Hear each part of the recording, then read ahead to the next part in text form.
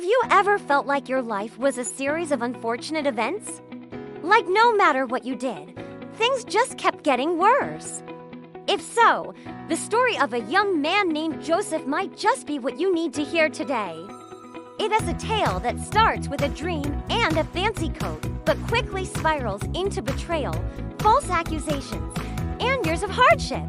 But it's also a powerful story about resilience, forgiveness, and the incredible idea that even our worst moments can be part of a much bigger, beautiful plan. Joseph was the favorite son of his father, Jacob. To show his affection, Jacob gave him a stunning, multicolored coat. This special treatment, combined with Joseph's dreams of his family bowing down to him, made his 10 older brothers burn with jealousy. One day, their resentment boiled over. They seized Joseph, stripped him of his coat, and threw him into a dry pit, planning to leave him for dead. But then, they saw a caravan of traders heading to Egypt. Instead of leaving him, they sold their own brother into slavery for 20 pieces of silver. Can you imagine the heartbreak? The betrayal from your own family? They then dipped his coat in goat's blood and presented it to their father, letting him believe his favorite son had been torn apart by a wild animal. Joseph's journey in Egypt began in the house of Potiphar, a high-ranking official. Despite being a slave in a foreign land, Joseph worked hard and with integrity. He was so capable and trustworthy that Potiphar put him in charge of his entire household. Things were finally looking up. But then, another disaster struck. Potiphar's wife tried to seduce Joseph, and when he refused her advances, she flew into a rage. She falsely accused him of attacking her. Without a fair trial, Joseph was thrown into prison. From a favored son to a slave, and now to a prisoner. It seemed like he had hit rock bottom, forgotten by everyone. But even in the darkness of the prison, Joseph didn't despair. He continued to be diligent, and soon the prison warden put him in charge of the other prisoners. While there, he interpreted the dreams of two of Pharaoh's former servants, the cupbearer and the baker. His interpretations came true exactly as he predicted. The cupbearer was restored to his position. Just as Joseph had said, Joseph asked the cupbearer to remember him to Pharaoh, but once freed, the cupbearer forgot all about the young man in the dungeon. 2 more years passed, 2 more years of waiting, of feeling abandoned.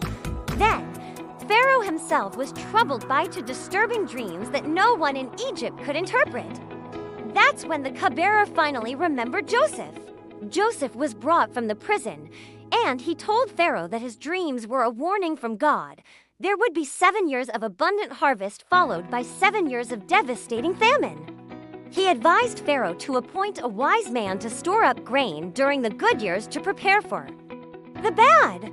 Pharaoh was so impressed by Joseph's wisdom that he just listen to the advice. He made Joseph the second most powerful man in all of Egypt, putting him in charge of the entire operation.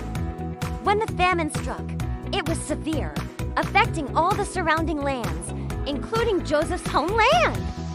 Hearing there was grain in Egypt, Joseph's 10 brothers traveled there to buy food. They came and bowed before him, not recognizing the powerful Egyptian governor as the brother they had sold into slavery decades earlier. Their childhood dream had come true. After a series of tests to see if their hearts had changed, Joseph finally revealed himself. "I am your brother, Joseph," he cried. They were terrified, expecting retribution. But what Joseph said next is one of the most powerful moments in the entire story. He told them, "Do not be distressed, for God sent me ahead of you to preserve life. You intended to harm me, but God intended it for good. He forgave them completely and brought his entire family to live with him in Egypt, saving them from the famine." Joseph's story is a profound reminder that even when we face betrayal, injustice, and moments that feel like the end of the road, there can be a purpose we can't yet see. It teaches us about the power of forgiveness, the importance of integrity no matter our circumstances, and the hope that our deepest wounds can be part of a greater story of redemption. What you see as a pit, God might see as a path. Thanks so much for watching. If this story resonated with you, please hit that like button, subscribe for more content, and share your thoughts in the comments below. We'd love to hear from you. See you next time.